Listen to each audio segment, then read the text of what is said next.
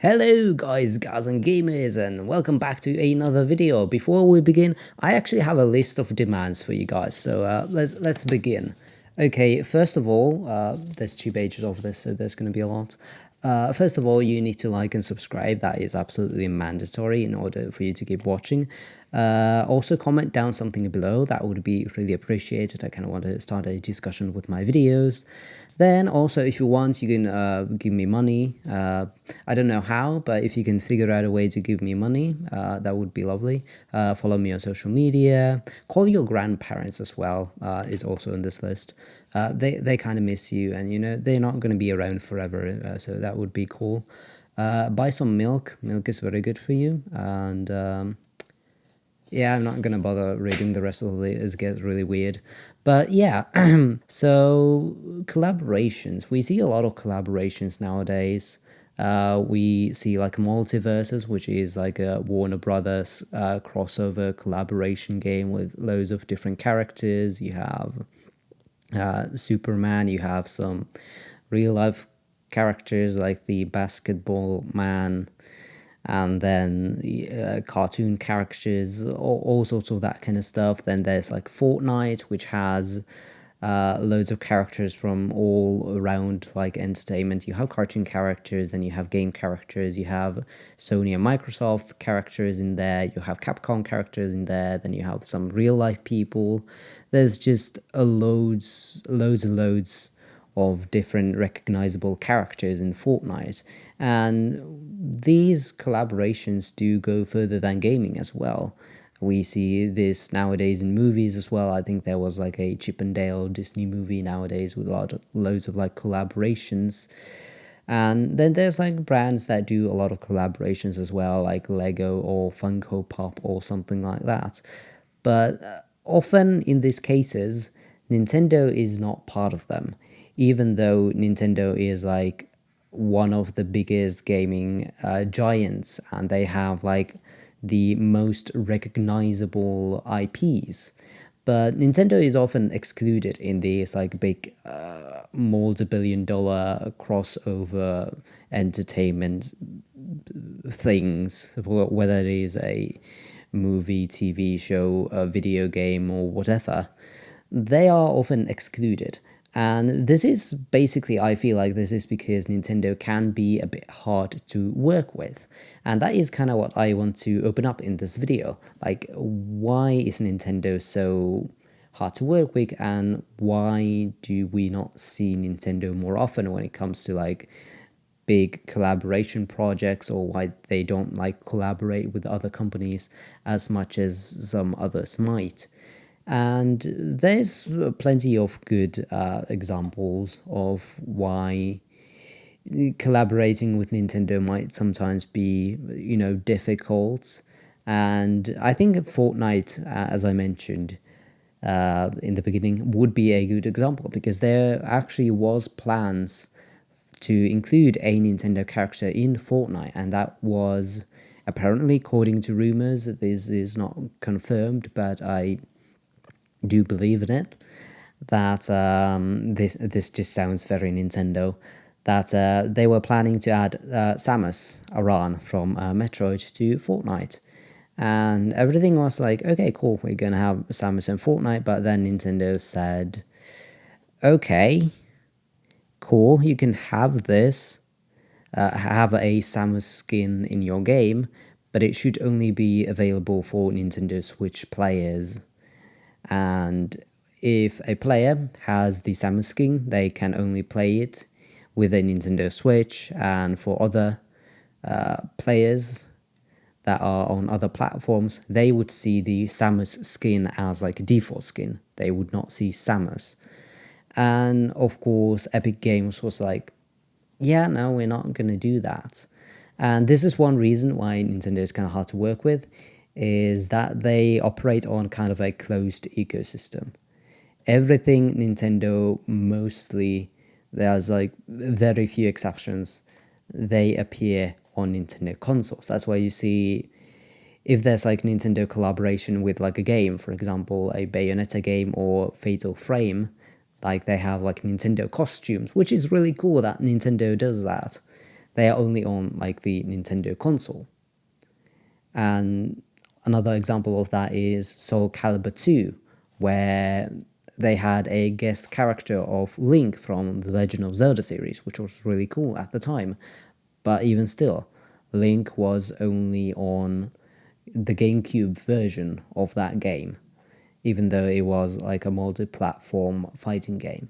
So Nintendo likes to operate on a closed ecosystem. Everything Nintendo appears only on Nintendo. And I think this is very, very deliberate, of course, but this is because Nintendo wants you to have like this image. You can only get Nintendo games, you can only get Nintendo characters because Nintendo has a lot of like recognizable, classic, iconic characters and franchises. They want that image in your head that these can only appear on Nintendo consoles. That is one thing.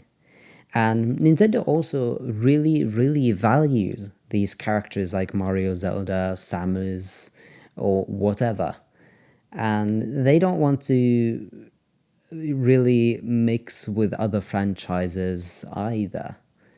And not on, like, if they do, on their terms. That's why you see characters meeting Nintendo characters only in like Smash Brothers. And I think a good example of Nintendo not really wanting to play with others comes from outside of games, and that is, yeah, right here.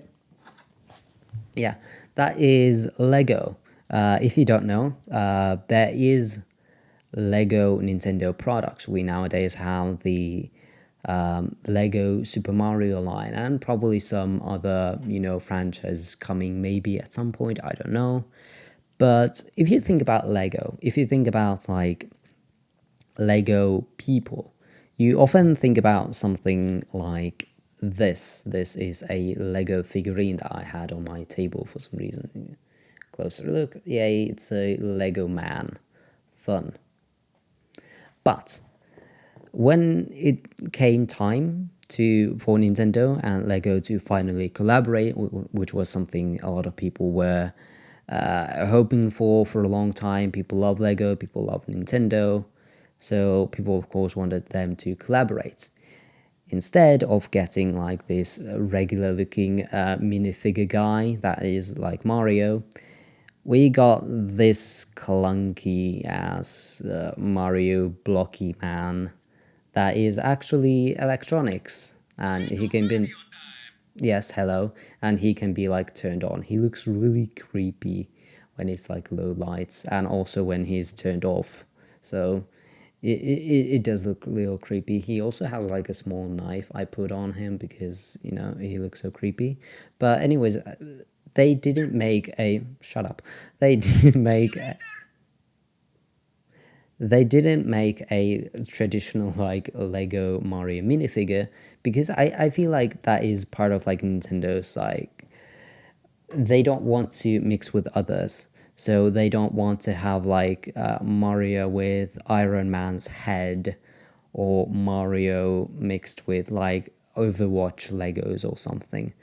They want to do their own thing and they don't want to see like those minifigures match up with others. They don't want to see Mario's head on like Thanos or some military leader Lego or a Star Wars character, perhaps. I don't know, I'm just giving you examples. So that's why they did basically everything else except a minifigure. They are open for collaborations, but they don't really like playing with others unless it is on their terms. And if you were to just give like traditional Mario minifigures in Lego, then people would mix and match and maybe do something with Mario that Nintendo does not approve of. You can see this in games as well. I think Rocket League is a good example of that. Back when Rocket League launched on Nintendo Switch, we had some collaborations with Nintendo. We had a Mario, Luigi, and a Metroid car added to Rocket League. And these cars, of course, can only be played on the Nintendo Switch versions. But another interesting detail is that you can't customize the cars in any way, which you normally can do in Rocket League. You can't change their colors, you can't add anything to it, you can't add decals or anything. They are as they are. And that is just Nintendo doesn't want you to do anything with the collaborations or characters or the IP that they are not in control of.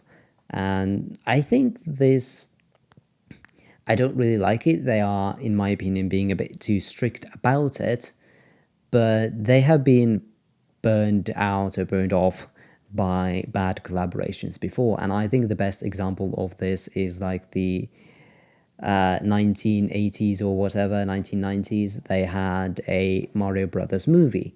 And if you have seen that movie, you know that it was just complete crap.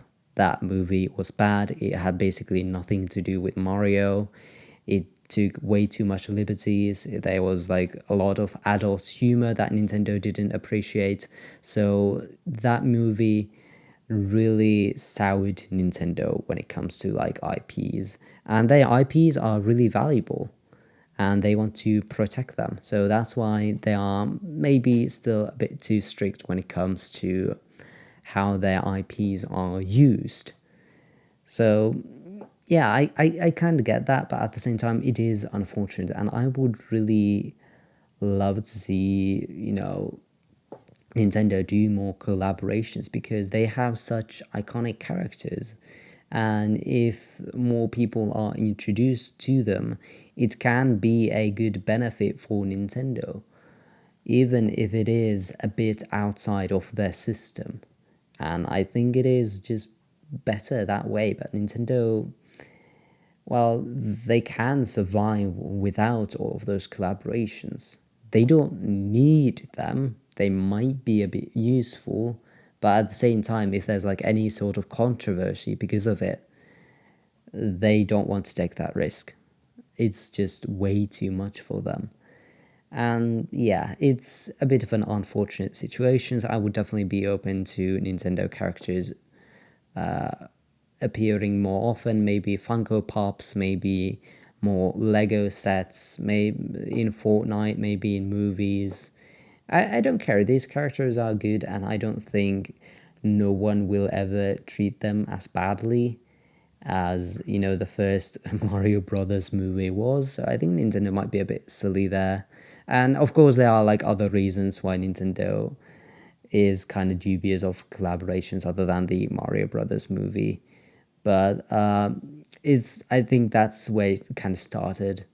So yeah, let me know what you think about this video in the comments below. Is there any kind of Nintendo collaborations that you would love to see?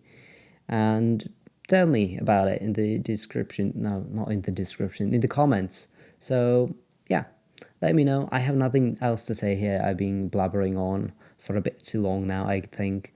So I'll just see you guys next time. Bye bye.